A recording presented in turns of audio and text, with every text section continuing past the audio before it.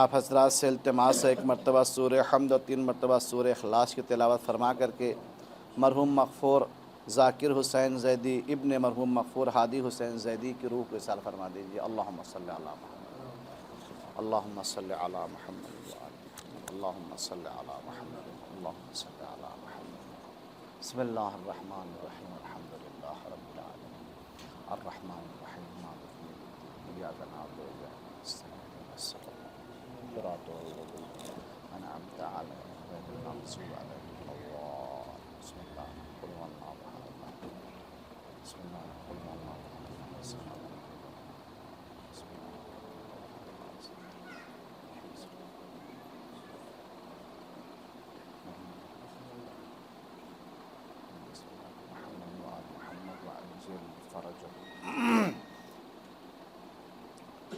حسین ابن علی جب مدینے سے کربلا کی جانب ہجرت کیے ہیں تو جب حسین ابن علی مکے میں پہنچے ہیں تو بصرہ کے جو بزرگان لوگ تھے ان کو ایک نامہ لکھا۔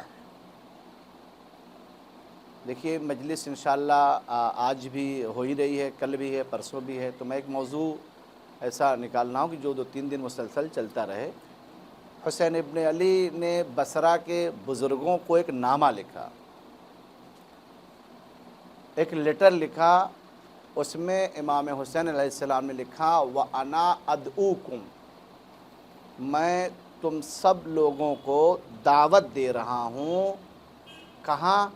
اِلَىٰ کتاب اللہ و سنت نبی، اللہ کی کتاب کی جانب اور نبی کی سنت کی جانب۔ یہ کہنے کی کیا ضرورت تھی حسین ابن علی کو؟ یہ جملہ حسین ابن علی نے اگر یہ کہا کہ میں تمہیں کتاب خدا کی جانب اور سنت نبی کی جانب دعوت دے رہا ہوں، اس کا مطلب یہ ہے کہ قوم اس مقام پر آ گئی ہے کہ نہ تو قرآن پر عمل ہو رہا ہے نہ سنت نبی پر عمل ہو رہا ہے، وگرنہ حسین ابن علی کو یہ کہنے کی کیا ضرورت تھی؟ اگر ہر کوئی قرآن پر اور کیا بولتے ہیں سنت نبی پر عمل کر رہا ہو تو پھر حسین ابن علی کو یہ کہنے کی کیا ضرورت ہے کہ میں تم لوگوں کو اللہ کی کتاب کی جانب اور سنت نبی کی جانب۔ دیکھیے ایک چیز یاد رکھیے گا حسین ابن علی کے لیے، حسین ابن علی کی عظمت کے لیے ایک جملہ جو سب سے اہم ہے وہ یاد رکھیے گا۔ دیکھیے ہمیں جب بھی جہاں بھی کسی بھی مشکل میں ہم جب پھنستے ہیں تو ہم کس کی مدد لیتے ہیں؟ دین کی مدد لیتے ہیں۔ کہیں پر بھی ہم اٹکتے ہیں، کہیں بھی جا کر پھنستے ہیں تو ہمیں کس کی ضرورت ہوتی ہے؟ دین کی ضرورت ہوتی ہے۔ بس اتنا سمجھ لیجئے کہ تمام مسلمان کو مشکل وقت میں جس کی ضرورت پڑے اسے دین کہتے ہیں، اور دین کو مشکل وقت میں جس کی ضرورت پڑے اسے حسین ابن علی کہتے ہیں۔ صلوات بر محمد و آل محمد۔ یہ حسین ابن علی نے کیوں کہا؟ اب ملاحظہ فرمائیے، اب امام فرماتے ہیں ان سنت قد امیتت، سنت مر چکی ہے، وَأَنَّ الْبِدْعَةَ قَدْ أُحْيِيَتْ، بدعتیں زندہ ہو گئی ہیں۔ دیکھیے یہ چیز یاد رکھیے گا، کبھی بھی سنت اور بدعت جمع نہیں ہو سکتے ہیں۔ اگر سنت ہے جہاں تو پھر وہاں بدعت نہیں ہے، اور جہاں بدعت ہے وہاں سنت نہیں ہے۔ آپ لوگوں کو بیدار کہو ایک جملہ کہہ کر کے، دیکھیے سنت کی اور ہدایت کی جہاں پر پہلی سنگ بنیاد رکھی گئی اس کا نام ہے غدیر، اور بدعت کی جہاں پر پہلی سنگ بنیاد رکھی گئی اس کا نام ہے سقیفہ۔ جہاں جہاں سنت ہوگی وہاں وہاں بدعت نہیں ہوگی، اور جہاں جہاں بدعت ہوگی وہاں وہاں سنت نہیں ہوگی۔ کیا کہا حسین ابن علی نے؟ سنت کیا ہے؟ مر چکی ہے۔ بدعت کیا ہے؟ زندہ ہو رہی ہے۔ اب یہاں سے مولانا فرمائیے کیا میں کہنا چاہ رہا ہوں۔ دیکھیے ایسا نہیں ہے کہ سنت 1400 سال پہلے کربلا میں ہی یا مدینے میں ہی یا کوفے میں ہی دشمنان اسلام نے پامال کیا تھا، بلکہ سنت آج ہم اور آپ بھی اپنے عمل سے پامال کر رہے ہیں۔ یہیں تک مجھے آپ کو لانا تھا۔ ایسا نہیں ہے کہ سنت کو تب پامال کیا گیا، سنت آج بھی ہمارے گھروں میں، ہمارے معاشرے میں، ہمارے مذہب میں کیا کیا جا رہا ہے؟ پامال کیا جا رہا ہے۔ دو مثال دیتا ہوں، ملاحظہ فرما لیجئے کہاں سنتیں پامال ہو رہی ہیں۔ نمبر ایک، ابھی آپ کسی کے گھر شادی ہو، کسی کے یہاں شادی ہو، احمد اگر کوئی عورت کالا لباس پہن کر کے آ جائے یا کالا دوپٹہ اوڑھ کر کے آ جائے تو ہر کوئی اسے کیا کرے گا؟ ترچھی نگاہ سے دیکھے گا۔ اس کو سلیقہ نہیں ہے، اس کو طریقہ نہیں ہے، اس کو شعور نہیں ہے، اس کو سمجھ نہیں ہے، اس کے اندر سینس نہیں ہے۔ کیا ہوا کہ یہ شادی میں کالا لباس پہن کر کے یا کالا دوپٹہ پہن کر کے چلی گئی۔ اب جملہ سن لیجئے، دیکھیے لال، پیلا، ہرا، نیلا، اس کا تعلق شریعت سے نہیں ہے، اس کا تعلق کلچر سے ہے۔ اسی کلچر کو ادب کی دنیا میں کہا جاتا ہے ثقافت۔ لال رنگ ہونا، پیلا رنگ ہونا، ہرا رنگ ہونا، شادیوں میں اس کا تعلق شریعت سے نہیں ہے، اس کا تعلق ثقافت سے ہے۔ اور کوشش کریے کہ ثقافت کے اوپر شریعت کا پانی چڑھے، شریعت کے اوپر ثقافت کا پانی نہ چڑھنے پائے۔ دیکھیے میں آپ کو مثال دیتا ہوں، آپ کشتی میں جاتے ہیں، فرض کیجئے بیچ دریا میں آپ ہیں، کشتی کی دو حالت ہے، یا تو کشتی پانی میں ہے یا پانی کشتی میں ہے۔ اگر کشتی پانی میں ہے تو جان سلامت ہے، لیکن اگر پانی کشتی میں آ جائے تو جان خطرے میں ہے۔ تو جس طریقے سے اگر کشتی پانی میں نہ ہو بلکہ کشتی میں پانی آ جائے سوراخ ہو کر کے تو جان کو خطرہ ہے، اسی طریقے سے اگر ثقافت شریعت پر حاوی ہو جائے تو ایمان خطرے میں آ جاتا ہے۔ غور فرما رہے ہیں؟ لیکن اگر شریعت کو ہم لا کے ثقافت پر اس کو حاوی کرے تو ہمارا ایمان کیا ہے؟ بچا ہوا ہے۔ مولانا فرمائیے میں کیا کہنا چاہ رہا تھا؟ لال، پیلا، ہرا، نیلا، اس کا تعلق ثقافت سے ہے، کلچر سے ہے، اس کا تعلق شریعت سے، اسلام سے۔ اسلام میں خوشی کا ایک لباس ہے، ایک رنگ ہے، اس کا نام ہے سفید، اس کا نام ہے سفید۔ پونا سے میرے پاس ایک صاحب نے فون کیا، کہا کہ صاحب وہ لڑکے کے رشتے کے لیے جب بات طے ہوئی تو لڑکے والوں نے جو لڑکی کی ماں تھی اس کے لیے سفید جوڑا لا دیے۔ کہنے لگے صاحب رشتہ خطرے میں آ گیا۔ میں نے کہا کیوں؟ کہا اس لیے کہ وہ لوگ یہ کہہ رہے تھے کہ ابھی تو لڑکی کی ماں کا شوہر جو ہے وہ زندہ ہے، باپ ابھی زندہ ہے، بیوہ تو یہ ہوئی نہیں ہے، تو آپ اس کے لیے سفید لباس کیوں لے کر کے آئے؟ آپ نے دیکھا جب ہمارے اوپر ثقافت حاوی ہو جائے گی تو ہم شریعت کو ماننے کے بجائے شریعت کا مذاق اڑائیں گے۔ غور فرمانے پھر کیا کریں گے ہم؟ بس کہنے کا مطلب یہ تھا کہ یہ جتنی چیزیں آپ دیکھ رہے ہیں لال، پیلا، ہرا، نیلا، یہ سب کا تعلق شریعت سے نہیں ہے، یہ سب کا تعلق ثقافت سے ہے۔ بس شریعت میں کیا ہے؟ سفید رنگ جو خوشی کا لباس ہے۔ اب جملہ سن لیجئے، یہ جو ایک عورت آئی کالا دوپٹہ اوڑھ کر کے شادی میں آ کر کے بیٹھ گئی تو لوگ اس پر اعتراض کر رہے ہیں، اس کو سلیقہ نہیں، اس کو طریقہ نہیں، یہ منحوسیت ہے، یہ بدشگنی ہے۔ نہیں بابا، شادیوں میں کالا دوپٹہ اوڑھ کے آنا عیب نہیں ہے، بلکہ شادیوں میں بے حجاب آنا عیب ہے۔ سلوات محمد۔ بس شادیوں میں کالا دوپٹہ پہن کر کے آنا عیب نہیں ہے، شادیوں میں اگر عیب ہے تو بغیر اعتراض کرنا ہے تو ان پہ کرو جن کے سروں پر حجاب۔ یہ ہو گئی ایک۔ دوسری سنت دیکھیے، شادی ہو رہی ہے، لڑکی کے والد آگے اور لڑکے کا، دوسری دیکھیے کہاں سے کیا بولتے ہیں، ہماری سنت پامال کہاں سے ہو رہی ہے، لڑکی کے والد آگے، لڑکے کے والد آگے، مولانا دونوں طرف سے آگے، نکاح ہونا ہے سلمان بھائی، مہر کتنی؟ تو کہتے ہیں مولانا مہر فاطمی، کیا رکھیے؟ مہر، اچھا کتنا رکھے؟ 14,786 روپیہ۔ پہلی بات تو سنیے، 14,786 روپیہ مہر فاطمی نہیں ہے، یہ ایک مقدس عدد ہے۔ مہر فاطمی لاکھ روپے سے اوپر جاتی ہے، یہ چیز یاد رکھیے گا۔ بس یہ جو کہتے ہیں 14,786 روپیہ، یہ مقدس عدد ہے، یہ مہر فاطمی نہیں۔ اس کو یہاں رکھیے، دیکھیے مولانا فرمائیے، پڑھے لکھے لوگ ہیں، جملے کی قدر کریے گا۔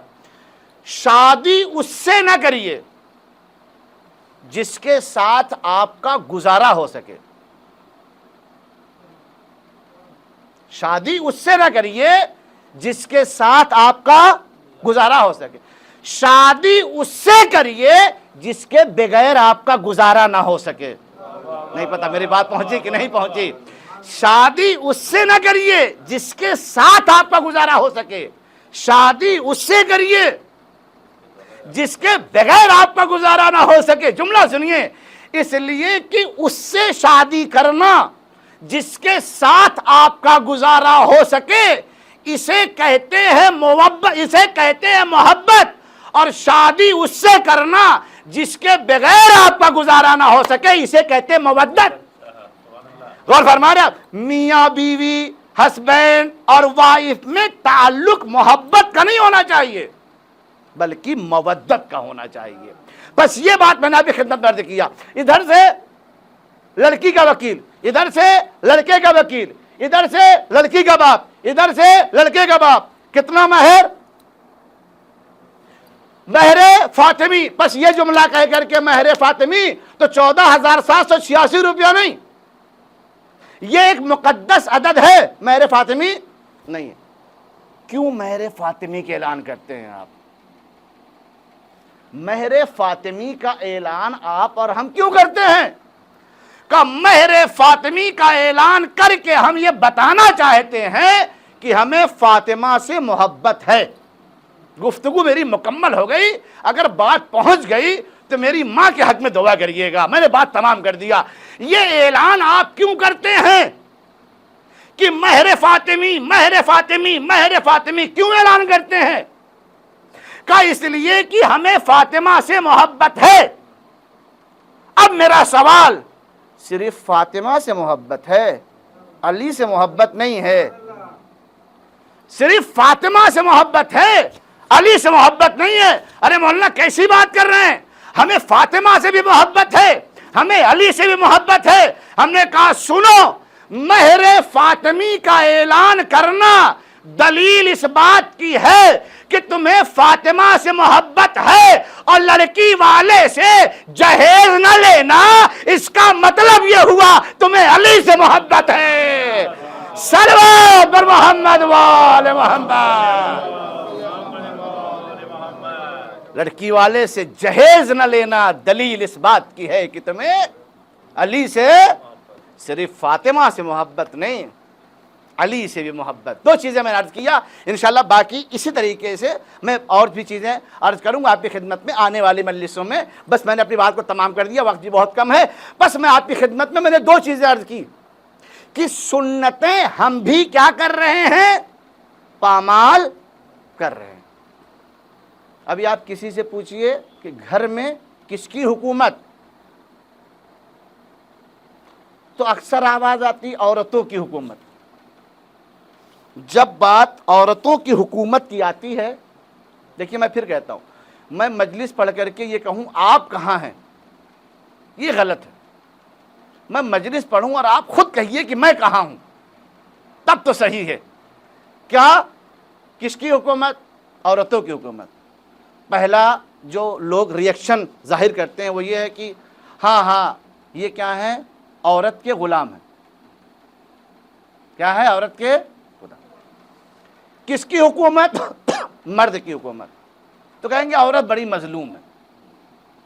بولا نہ فرمائیے، خدا کی قسم عجیب جملہ ہے، عمل کریے گا، کبھی سوچئے گا، اور جتنی باتیں بیان کر رہا ہوں ان سب پر عمل کر کے، زیادہ نہیں، 1 مہینے کے بعد مجھے فون کریے گا۔ گھروں میں کس کی حکومت؟ کسی نے کہا عورتوں کی حکومت، کسی نے کہا مردوں کی حکومت۔ نہ، گھروں میں نہ عورتوں کی حکومت، گھروں میں نہ مردوں کی حکومت۔ اگر گھروں میں کچھ لانا ہے تو الہی حکومت، علوی حکومت، حسنی حکومت، فاطمی حکومت، حسینی حکومت۔ کیوں؟ اس لیے کہ جب گھروں میں مردوں یا عورتوں کی حکومت رہے گی تو وہاں بدعتیں وجود میں آئیں گی، اور جہاں الہی حکومت ہوگی وہاں سنتیں وجود میں آئیں گی۔ صلوات بر محمد وآل محمد۔ ہمیں اپنے گھر میں اپنے عمل سے یہ ظاہر کرنا ہے کہ ہمارا رب راضی ہے کہ نہیں راضی ہے، اہل بیت راضی ہیں کہ نہیں، علی راضی ہیں کہ نہیں، فاطمہ راضی ہیں کہ نہیں۔ دنیا کی رضایت تو آپ حاصل ہی نہیں کر سکتے، سب کو تو آپ خوش ہی نہیں کر سکتے۔ ہمارے یہاں اکثر کام پتہ ہے 4 لوگوں کے لیے ہوتا ہے۔ ہم کس کو بلا رہے؟ 4 لوگ کیا کہیں گے؟ کہاں شادی کر رہے؟ 4 لوگ کیا کہیں گے؟ کیا افطار کرا رہے؟ 4 لوگ کیا کہیں گے؟ کیا کھانا کھلا رہے؟ 4 لوگ کیا کہیں گے؟ کہاں شادی کر رہے ہو؟ 4 لوگ کیا کہیں گے؟ کہاں گھر خرید رہے ہو؟ 4 لوگ کیا کہیں گے؟ کہاں نماز جماعت قائم کر رہے ہو؟ 4 لوگ کیا کہیں گے؟ ارے بھائی، سارا کام 4 لوگوں کے لیے، ایک کام خدا کے لیے بھی کرو۔ سارا کام 4 لوگوں کے لیے، ایک کام خدا کے لیے بھی کریے نا، کہ جو میں کر رہا ہوں یا نہیں کر رہا ہوں میرا رب اس میں کیا چاہتا ہے۔ بھائی جملہ یاد رکھیے گا، جملہ یاد رکھیے گا، اپنے عمل سے سب کو راضی کرنے سے اچھا ہے ایک رب کو راضی کر لیجئے۔ اس لیے کہ اگر رب راضی تو پھر اس کے بعد اللہ، اہل بیت بھی راضی، پیغمبر بھی راضی۔ بس میں آپ کی خدمت میں عرض یہ کر رہا تھا کہ حسین ابن علی نے جب بصرہ والوں کو نامہ لکھا تو اس میں سب سے پہلا جملہ یہ تھا کہ میں تم سب لوگوں کو وَأَنَا أَدْعُوكُمْ إِلَىٰ كِتَابِ اللَّهِ، اللہ کی کتاب کی جانب بلا رہا ہوں، وَسُنَّتِ نبی، یہی اور نبی کی سنت کی جانب۔ کیوں؟ اس لیے کہ ان سنتا قد امیتت، سنت پامال ہو چکی ہے، سنت مر چکی ہے۔ وَأَنَّ الْبِدْعَةَ قد اُحِیَّت، بدعت کیا ہے؟ زندہ ہو چکی ہیں۔ میں نے آپ کی خدمت میں عرض کیا، 2 چیزیں میں نے آپ کی خدمت میں پیش کیا کہ جس کے ذریعے سے آپ دیکھیے تو ہم بھی اپنے عمل، اپنے کردار اور معاشرے کو خوش کرنے کے لیے 2 سنتیں کیا کر رہے ہیں؟ پامال کر رہے ہیں۔ نمبر ایک آپ کی خدمت میں نے عرض کیا کہ کالا دوپٹہ پہن کر کے شادیوں میں آنا عیب نہیں ہے، بلکہ بے حجاب آنا کیا ہے؟ کوئی بے حجابوں پر اعتراض نہیں کرتا۔ مولانا فرمایا نمبر 2 کہ صرف مہر فاطمی کا اعلان نہ کریے بلکہ عشق علی کا بھی اظہار کریے۔ عشق علی کیسے ظاہر ہوگا؟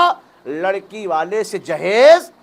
عزیزان ایک جملہ کہوں، قدر کیجئے گا، اسلام میں شادیاں اتنی مہنگی اور مشکل نہیں تھی۔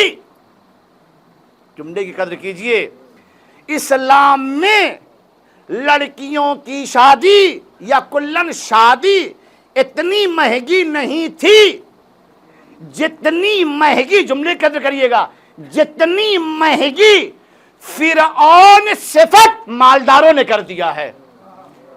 فرعون صفت مالداروں نے کر دیا ہے۔ غور فرما رہے ہیں عزیزان محترم، جتنی مہنگی فرعون صفت مالداروں نے کر دیا ہے اتنی مہنگی اسلام میں شادیاں نہیں تھی۔ اس لیے کہ عزیزان من صرف مجھے اتنا بتائیے، ایک باپ اگر اپنا خون جگر پلا کر کے، اللہ اکبر اللہ اکبر، ایک باپ اگر اپنے جگر کو آپ کے حوالے کر رہا ہے، کیا یہ کم ہے؟ لیکن طلاق کس پر ہو رہا ہے؟ طلاق ہو رہا ہے جہیز کم ملنے پر۔ یہ کہاں ہوتا ہے؟ یہ وہاں ہوتا ہے جہاں مال تو ہے، اللہ اکبر، مال تو ہے، لیکن اس مال، یہ جو مال آیا ہوا ہے یہ مال حلال نہیں ہے۔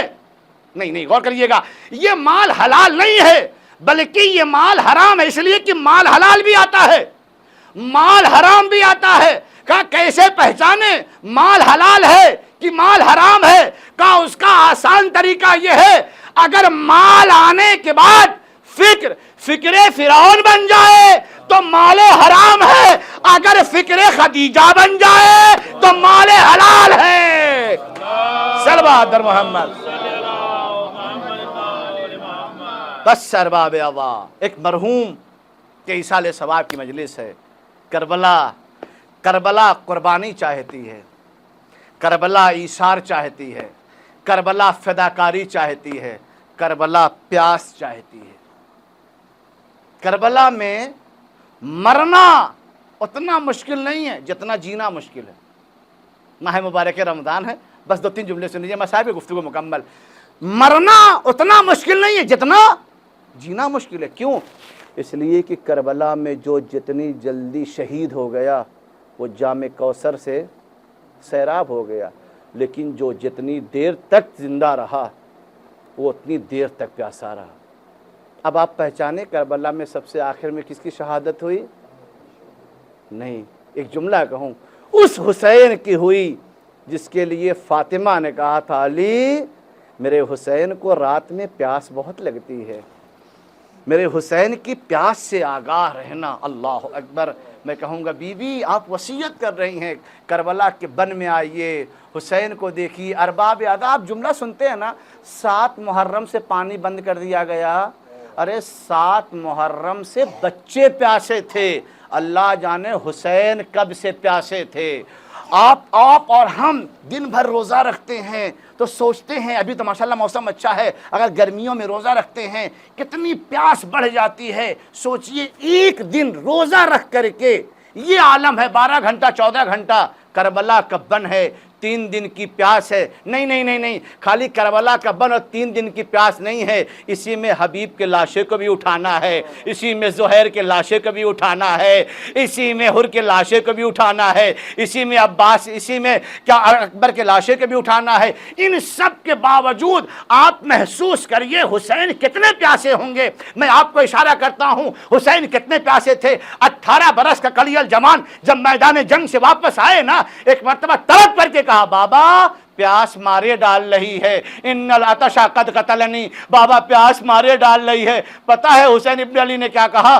57 برس کا ضعیف باپ، 18 برس کا کلی الجوان 2 قطرے آپ کا سوال کرے، زہرا کا لال اتنا غریب ہو گیا۔ ایک جملہ کہا، اے بیٹا اپنی زبان میرے منہ میں دے دو۔ ارے اکبر نے اپنی زبان تو دیا لیکن قیامت آ گئی، فوراً کھینچ لیا۔ اے بابا آپ کی زبان میں مجھ سے زیادہ کانٹے پڑے ہیں۔ اللہ اکبر، اللہ اکبر۔ بس ارباب ادا، 1-2 جملہ اور سن لیجیے، گفتگو مکمل کرتا ہوں۔ حسین کتنے پیاسے تھے۔ ارے کوئی آئے مدینے میں، قصاب، اللہ قصاب جب جانور کو ذبح کرتے تھے کہتے تھے نکڑ پہ بچوں کو جمع کر دیتے تھے، کھڑا کر دیتے تھے، کہتے دیکھو اگر چوتھے امام آئے تو ہمیں آ کر کے بتانا۔ اے ارباب ادا، جب چوتھے امام آتے تھے قصاب سے پہلا سوال کرتے تھے، بھائی جب اس جانور کو پانی پلایا، جب اس جانور کو ذبح کیا تھا تو پانی پلایا تھا؟ کہا ہاں مولا ہم پانی پلائے۔ ایک مرتبہ امام سجاد نے مدینے کا رخ کیا، اے نانا جانور ذبح کیا جائے تو پانی پلایا جائے۔ ہائے میرا بابا 3 دن کا بھوکا پیاسا، اللہ اکبر اللہ اکبر۔ بس ارباب اعضاء آخری فکرہ ہے، آپ کو پہچاننا ہے حسین کتنے پیاسے تھے تو 4 برس کی یتیمہ سے پوچھو حسین کتنے پیاسے تھے۔ جب ذوالجناح آیا نا در خیمہ پر، ایک مرتبہ ذوالجناح سے 4 برس کی یتیمہ نے کوئی سوال نہیں کیا، بس ایک سوال کیا، اے میرے بابا کے گھوڑے اتنا بتا دے جب میرے بابا کو ذبح کیا گیا انہیں پانی دیا گیا یا پیاسا ذبح کر دیا گیا۔ وَسَيَعْلَمُ الَّذِينَ ظَلَمُوا أَيَّ مُنْقَلِبٍ يَنْقَلِبُونَ إِنَّا لِلَّهِ وَإِنَّا إِلَيْهِ راجعون۔ آپ حضرات ایک مرتبہ سورہ حمد، 3 مرتبہ سورہ اخلاص کی تلاوت فرما کر کے مرحوم مغفور ذاکر حسین ابن ہادی حسین کی روح کو اصال فرما دیجیے۔ اللہ